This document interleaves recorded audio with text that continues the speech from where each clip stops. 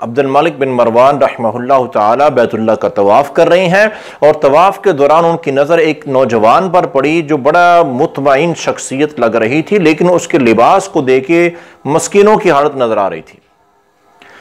तो उन्होंने अपने गुलाम से कहा कि पता करो ये नौजवान कौन है। तो गुलाम ने बताया कि जनाब वाला, ये नौजवान हज़रत सालिम है, सालिम बिन अब्दुल्ला बिन उमर रज़ी अल्लाह अन्हुमा।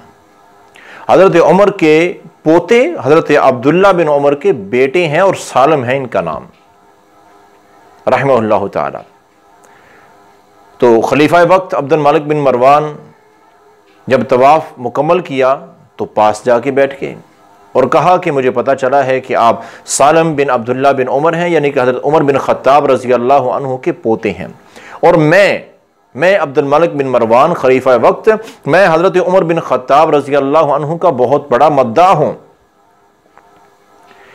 तो मुझे एक दचका लगा ये बात देखकर, ये चीज़ देखकर, तुम्हारी ये हालत देखकर। इशारा कपड़ों की तरफ था। तुम्हारी ये मस्कीनी जैसी हालत देखकर मुझे दुख हुआ, यूं समझे। तो मुझे खुशी होगी इस बात पर अगर मैं तुम्हारी किसी काम आ सकूं। कोई खिदमत हो तो मुझे बताएं, कोई ज़रूरत हो तो मुझे बताएं। तो सालिम बिन अब्दुल्ला रज़ी अल्लाह अन्हु क्या कहने लगे, खलीफा वक्त, जो वक्त के खलीफा थे, उनको जवाब दिया कि इस वक्त मैं बैतुल्लाह में हूं, बैतुल्लाह में बैठे थे, बैतुल्लाह में हूं और मुझे शर्म आती है कि मैं अल्लाह के घर में बैठकर किसी और से कुछ मांगूं। अब खलीफा वक्त समझ गए, हालांकि उनकी यह सोच नहीं थी कि मैं अल्लाह के अलावा कुछ दे रहा हूं, अल्लाह की मदद से ही दे रहा हूं। बहरहाल वो खामोशी से उठ गए और अपने गुलाम को कहा कि इस नौजवान का ख्याल करना, जैसे ये इबादत से फारिग हो और बैतुल्लाह से बाहर आए तो मेरे पास लेके आना, मैं मिलना चाहता हूं। वो गुलाम इंतजार में रहा। जब सालिम बिन अब्दुल्ला रज़ी अल्लाह अन्हु बाहर निकले इबादत से फारिग होकर, तो गुलाम आया, कहा कि खलीफा वक्त आपको याद कर रहे हैं। वहां पहुंचे तो फिर अब्दुल मालिक बिन मरवान रहमहुल्लाह ताला ने दोबारा फिर वही बात कही कि मुझे अब भी बड़ी खुशी होगी अगर मैं आपके किसी काम आ सकूं, कोई ज़रूरत हो तो मुझे बताएं, क्योंकि अब आप बैतुल्लाह में नहीं हैं। आपने बैतुल्लाह में कहा था कि मैं अल्लाह के घर में हूं, मुझे शर्म आती है, तो अब तो बैतुल्लाह से बाहर है, मैं आपकी कुछ मदद कर सकूं तो मेरे लिए खुशी की बात होगी। ये